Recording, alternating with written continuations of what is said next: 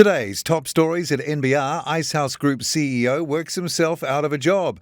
More than $11 billion in tech M&A activity since the sale of TradeMe. OCR raised after a typically robust discussion among RBNZ's 7 members. And there's more coming right up.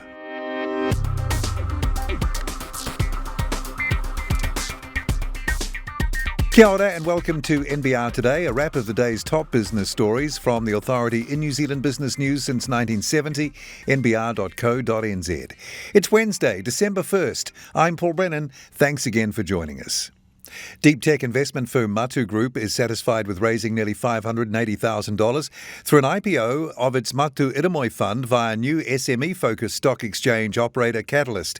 The inaugural IPO on the Catalyst platform closed on Monday, raising an indicative value of $579,580 from retail investors in return for shares in the Matu Iremoi fund, in turn investing in the Matu Karihi and hold stakes in 12 companies in the biotech, agritech, robotics and medtech sectors, including Mykonos, Elemetry, Powron and Ligar. Matu had sought as much as $1 million, the maximum allowable under Catalyst's rules. But its director, Ken Erskine, said the capital raised beat his firm's conservative internal forecast of $500,000. The Icehouse Group CEO Gavin Lennox has worked himself out of a job, according to an announcement from the business incubation and education specialist this afternoon, Wednesday, and will be leaving the role at the end of the year.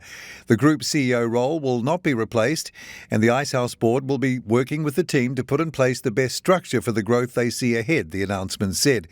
Lennox's appointment to the newly created role was announced in December 2019, and he officially took office when the Icehouse's founding CEO, Andy Hamilton, departed in February 2020.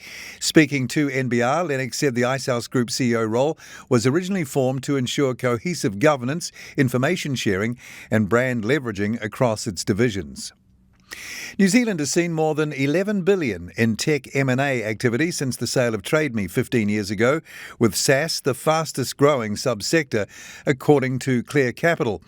TradeMe's $750 million sale to Fairfax was considered to be an important turning point in the story of New Zealand's tech industry, though some leading players at the time thought it would never repeat.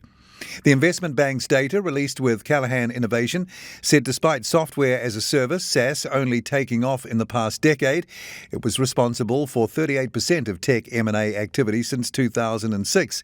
In the same period, the market capitalisation of New Zealand headquartered listed technology companies increased from $10 million to $28.4 billion. Clear Capital co-founder Mark Clear says there is no reason why SaaS couldn't be an even more material part of New Zealand's economy. Broking and investment advisory firm Forsyth Barr has rebranded and restructured its fund management business as Octagon Asset Management. The new company will be led by the existing management team of Craig Alexander, Jason Lindsay and Paul Robertshaw. Before joining Forsyth Barr, Alexander was head of fixed interest at Tower Investments, while Lindsay and Robertshaw were portfolio managers at ACC. Forbar Managing Director Neil Pavois-Smith said Octagon was a signal of the firm's ambition to expand its fund management offering. Reserve Bank Assistant Governor Christian Hawkesby says the decision by the bank's Monetary Policy Committee last week to raise the official cash rate, the OCR, for the second time in 2 months came after a typically robust discussion among its 7 members. At issue was not only the size of the increase at 25 basis points to 0.75, but also the likely path of further increases to be signalled to the market.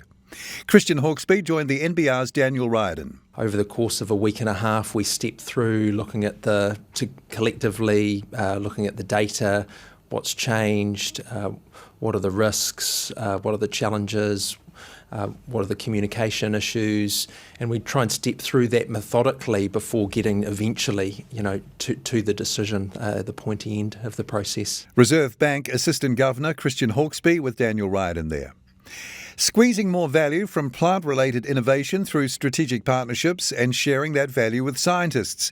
That was David Hughes' vision for plant and food research when he joined the Crown Research Institute in 2009 to oversee its commercialisation work. He was made CEO of Plant and Food in 2018 and has been named the inaugural KiwiNet commercial icon at the annual KiwiNet Awards presented on Tuesday night. And he joined the NBR's Nicholas Shepherd. Firstly, it's a real honour.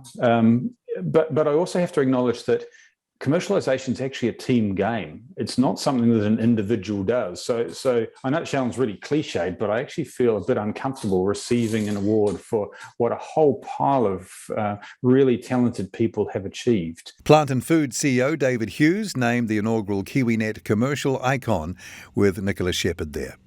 The full details of those stories and more are at nbr.co.nz right now. Tomorrow at NBR, in his weekly political column, Brent Edwards asks whether the National Party's tragedy is over. Its MPs and supporters will certainly hope so, he says. And we'll bring you the latest from government on businesses getting used to the new traffic light rules. I'm Paul Brennan. I look forward to being with you again tomorrow from around lunchtime for the morning's NBR trending stories. Then same time, same place, right here again from 5:30 tomorrow for another NBR Today.